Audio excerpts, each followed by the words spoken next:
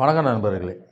உருளைக்கிழங்கு குச்சி சிப்ஸுங்க கம்பெனியில் தயார் பண்ணிக்கிட்டு இருந்தாங்க. இந்த சிப்ஸு சாப்பிட்றதுக்கு அவ்வளோ டேஸ்ட்டாக இருக்குங்க. நல்லா சாஃப்டாக இருக்கும். கிழங்கெல்லாம் நல்லா சீவி அது தண்ணியில் ஊற வச்சு அதை வடிகட்டி அதில் இந்த அரிசி மாவு, இந்த மிளகாய் தூள் இதெல்லாம் போட்டு உப்புலாம் போட்டு அப்படியே செய்வாங்க பாருங்கள். அப்படியே சுட சுட சுட சுட அப்படியே இந்த அடுப்பு பக்கத்தில் நின்றுக்கிட்டு அவங்க செஞ்சு செஞ்சு ரெடி பண்ணி போட போட அது தனித்தனியாக இருக்கிறதுலாம் சாப்பிடக்கூடாது. அப்படியே ஒன்றோடு ஒன்று ஒட்டிக்கிட்டு இந்த மாவோட ஒட்டிக்கிட்டு லைட்டாக ஒரு அரை வேக்காட்டில் இருக்குங்க. சாப்பிட்றதுக்கு அவ்வளோ டேஸ்ட்டாக இருக்கும்.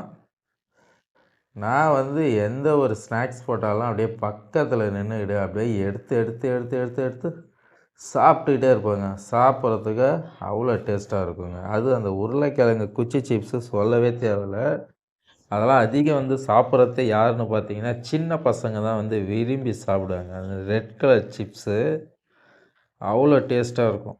அந்த ரெட் கலர் சிப்ஸை எப்படி செய்கிறாங்கன்னா, ஃபஸ்ட்டு சிப்ஸுக்குன்னு வர கிழங்கு இருக்குதுங்க, உருளைக்கிழங்கு. அந்த உருளைக்கிழங்கு ஒரு மிஷினில் கொட்டுவாங்க.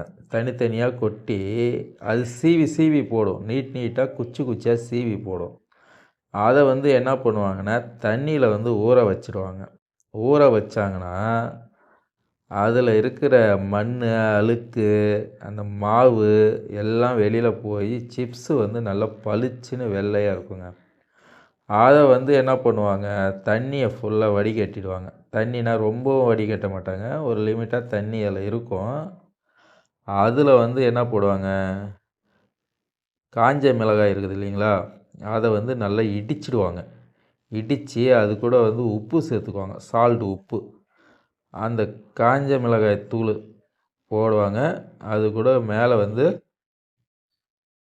அரிசி மாவு.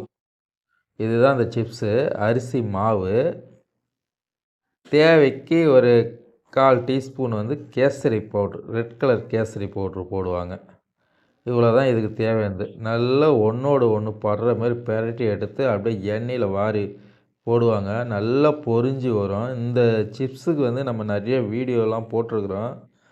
போயிட்டு பாருங்கள். பார்த்துட்டு அதுக்கப்புறம் நீங்கள் வீட்டில் செஞ்சு சாப்பிடுங்க. ரொம்ப ஈஸி தான். சிப்ஸுக்குன்னு வர கிழங்கு எடுத்துக்கங்க. அதுதான் சாப்பிட்றதுக்கு நல்லா டேஸ்ட்டாக இருக்கும். நம்ம சேனல் இப்போ தான் நீங்கள் புதுசாக பார்க்குறீங்கன்னா, Vijay all in one Tamil சேனலை மறக்காமல் சப்ஸ்கிரைப் பண்ணிங்க. பக்கத்தில் இருக்கிற பெல் பட்டனை தட்டி விட்டுடுங்க. உங்கள் ஃப்ரெண்டுங்களுக்கெல்லாம் ஷேர் பண்ணுங்க, லைக் பண்ணுங்கள், கமெண்ட் பண்ணுங்கள். இப்போ பாருங்கள், சிப்ஸு சாப்பிட்றதுக்கு அவ்வளோ டேஸ்ட்டாக இருக்கும். நீங்களே செஞ்சு சாப்பிடுங்க.